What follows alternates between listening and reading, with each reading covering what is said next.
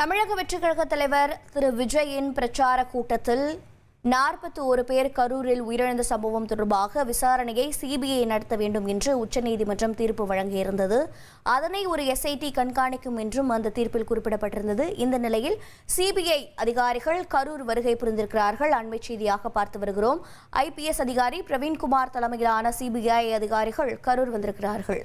விவரங்களை செய்தியாளர் மணிகண்டன் வழங்கிட கேட்கலாம். மணிகண்டன், வணக்கம்.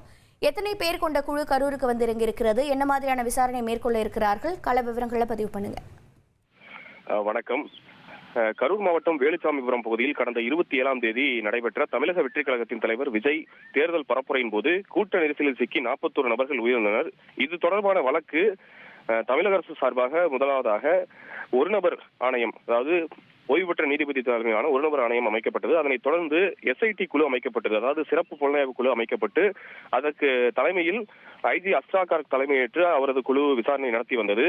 இது தொடர்பாக பல்வேறு விவாதங்கள் வைக்கப்பட்ட நிலையில் உச்சநீதிமன்றத்தில் இது தொடர்பாக 5 வழக்குகள் பதிவு செய்யப்பட்டன. அந்த வழக்குகளை ஏற்ற உச்சநீதிமன்ற தலைமை நீதிபதிகள் குழு சிபிஐ விசாரணைக்கு கடந்த 13ஆம் தேதி உத்தரவிட்டது. இதனை அடுத்து இன்று கரூரில் உள்ள மாவட்ட ஆட்சியர் அலுவலக வளாகத்திற்கு அருகில் அமைந்துள்ள பொதுப்பணித்துறைக்கு சொந்தமான சுற்றுலா மாளிகையில் தற்போது சிபிஐ அதிகாரிகள் வந்துள்ளனர். இன்று அல்லது நாளை விசாரணை தொடங்கும் என்று கூறப்படுகிறது. இந்த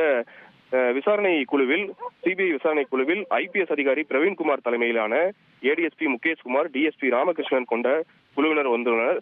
ஒவ்வொரு அதிகாரிகளுக்கும் 1+1 என்ற அடிப்படையில் தற்போது 6 பேர் கொண்ட குழுவானது விசாரணைக்காக வந்துள்ளதாக கூறப்படுகிறது. மேலும் எஸ்ஐடி வசமிடம் இருந்த ஆவணங்கள் மற்றும் வாக்குமூலங்கள் பெறப்பட்ட அனைத்துமே தற்போது இவர்களிடம் ஒப்படைக்கப்பட்ட பின்னர் இங்கிருந்து இவர்கள் விசாரணையை தொடங்க உள்ளனர். குறிப்பாக முதலாவதாக இந்த 41 பேர் உயிரிழந்த குடும்பத்தினர் மற்றும் பாதிக்கப்பட்ட குடும்பத்தினரை அழைத்து அவர்கள் வாக்குமூலங்கள் பெற இருக்கலாம் என்றும் கூறப்படுகிறது. மேலும் இந்த ஆவணங்கள் ஒப்படைக்கப்பட்ட பின்னர் இன்றோ அல்லது நாளையோ சிபிஐ அதிகாரிகள் விசாரணையை துவங்க இருக்கலாம். உங்களுடைய தகவல்களுக்கு நன்றி மணிகண்டன்.